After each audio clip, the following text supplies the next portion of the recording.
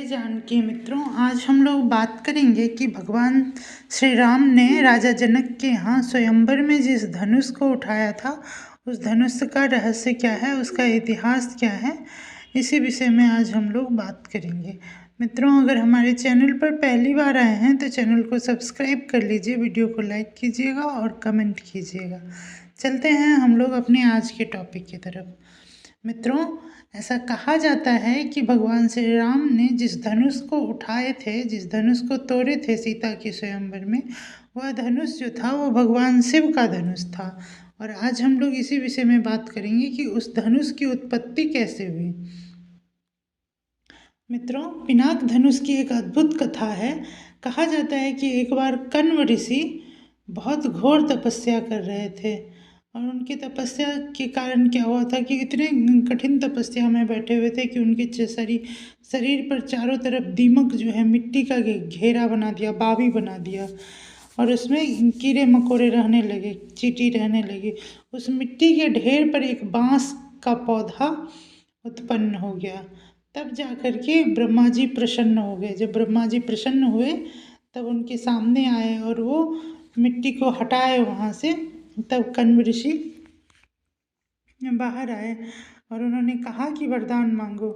तब जाकर के कण्व ऋषि जो थे उनकी तपस्या पूरी हुई और ब्रह्मा जी प्रकट हुए।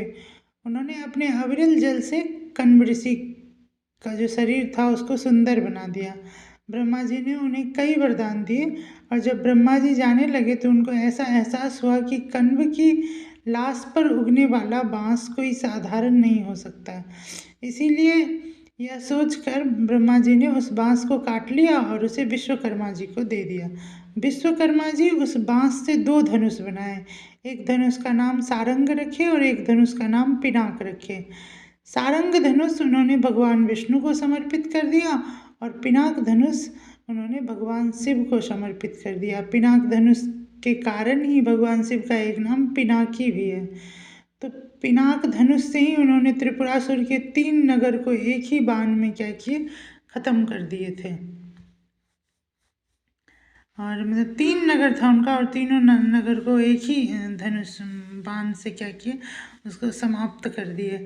उसके बाद जा कर के वो धनुष जो था भगवान शंकर ने उन्हें देवताओं को सौंप दिया और देवताओं ने यह धनुष, पिनाक धनुष, महाराज जनक के पूर्वज देवव्रत को दिया था।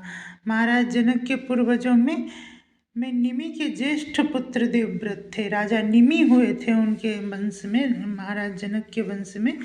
तो उन्हीं जनक के वंश में जो निमि हुए राजा निमि के ज्येष्ठ पुत्र का नाम देवव्रत था और देवव्रत को वो धनुष देवताओं ने दिया था रखने के लिए। और तब जाकर के महाराज जनक के यहाँ वो धनुष रखा हुआ था। पीढ़ी दर पीढ़ी देवव्रत के बाद जो सब आए सभी लोग उस धनुष की पूजा करते रहे। जब महाराज जनक हुए तो उनकी बेटी थी भगवती सीता।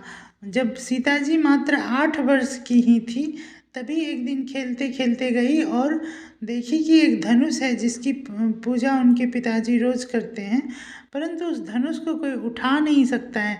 इसीलिए वहाँ पर बहुत सारा जंगल हो गया था। भगवती सीता ने क्या किया कि अपने एक ही हाथ से उस धनुष को उठा करके और एक हाथ से सारी घास को साफ करके वहाँ की जगह को गोबर से लीप दी और फिर जाकर के उस धनुष को वहाँ पे रख दी। तब जब महाराज जनक पूजा करने के लिए गए तो देखते हैं कि ये धनुष जो है, धनुष के नीचे में गोबर से लिपा हुआ है। तब बुला करके पूछे कि कौन ये काम किया है, तो सीता जी ये काम की थी। और वे बहुत प्रसन्न हुए कि उनकी बेटी जो है इतनी शक्तिशाली है कि एक ही हाथ से पिनाक धनुष को, भगवान शिव के धनुष को उठा दी। तब जाकर के भगवान शिव, राजा जनक ने ऐसी प्रतिज्ञा ले ली कि जो इस धनुष को चढ़ा करके उठा करके प्रत्यंचा चढ़ाएगा उसी से वो अपनी बेटी का विवाह करेंगे।